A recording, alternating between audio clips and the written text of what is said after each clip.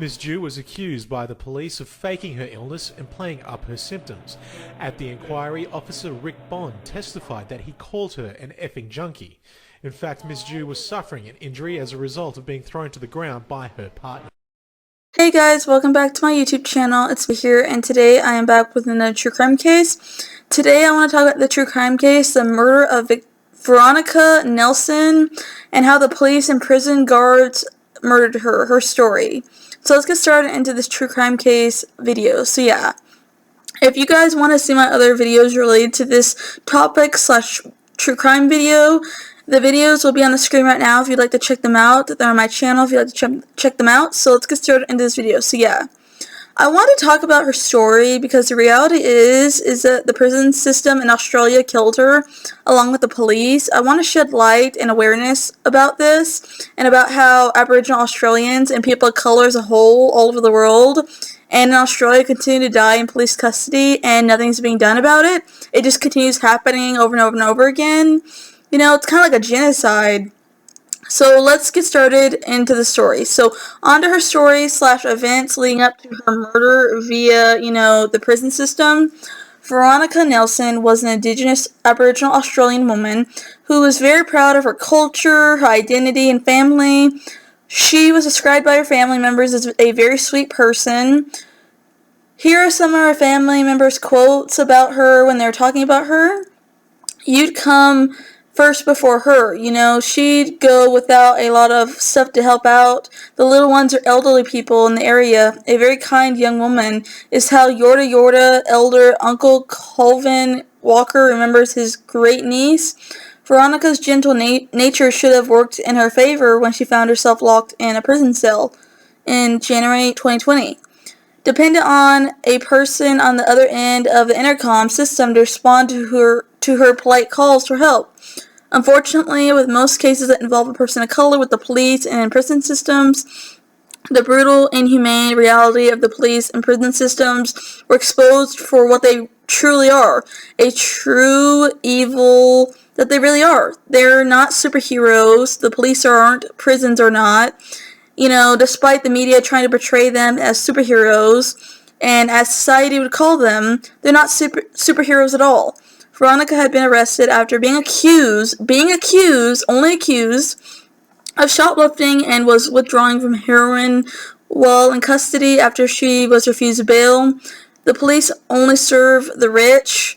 They really did the most over a little shoplifting complaint. There was a similar situation in Arizona where a little girl had took a doll at the dollar store without paying for it when her parents didn't even know she took it, and the dollar store called the police, and the police did police brutality on the couple. Tense confrontation between Phoenix police and a young family. Parents and their two daughters, 1 and 4 years old, held at gunpoint. You're watching cops in Phoenix threaten Aisha Harper, a 24-year-old pregnant woman with her 2 young children by her side. Harper's partner, 22-year-old Drayvon Ames, is also threatened and issued a stern warning. Pulled from his car, he spreads his legs and then is kicked by the cop.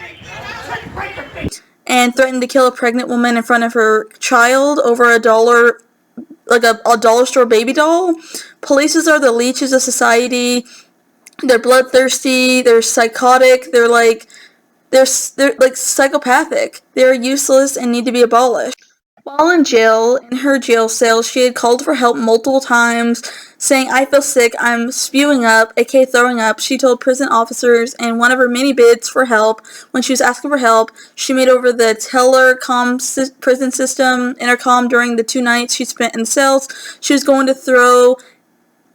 through heavy drug withdrawals because she was withdrawing from heroin and a hangover from this, as well as experiencing withdrawal symptoms. She also was experiencing and suffering from a very rare medical condition affecting her intestine as a whole.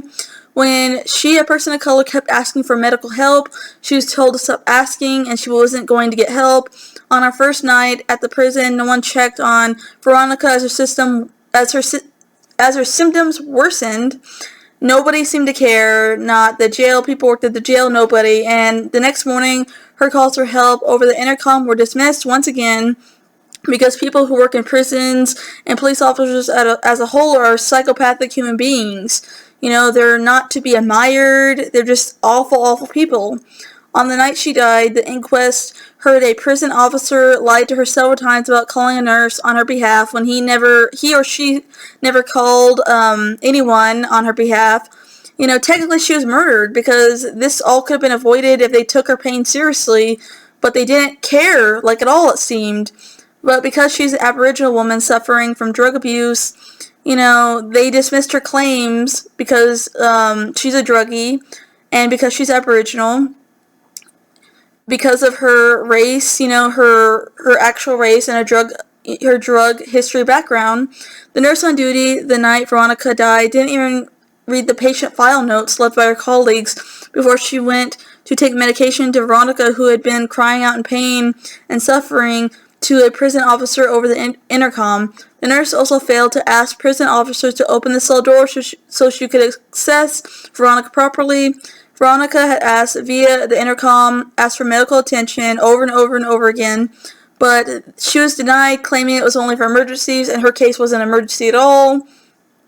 Nelson was given pain medication to manage her pain, which someone said was just a common practice, regardless of the severity of the symptoms.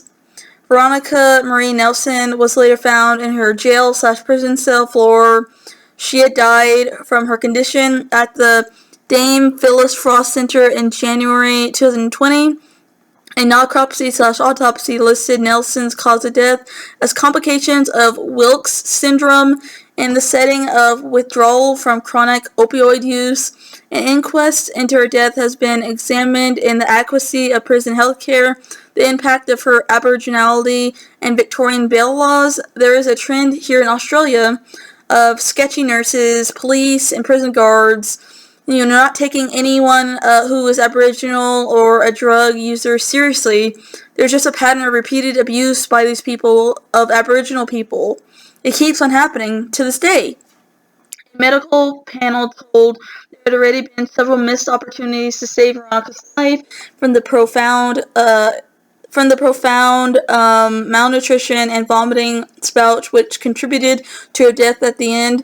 Over several years, Victorian and Australian governments have tightened the state's bail laws.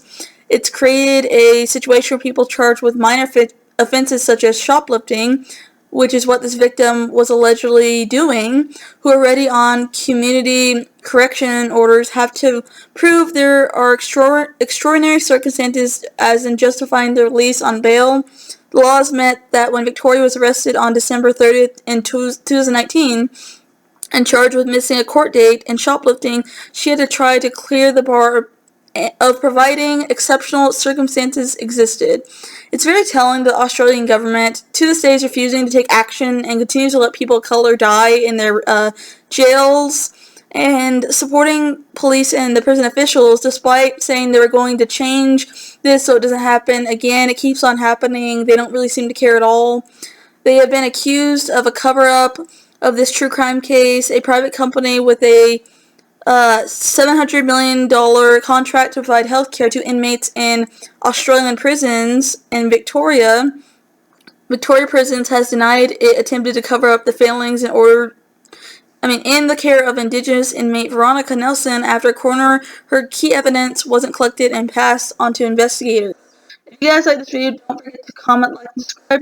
Bye guys, next video.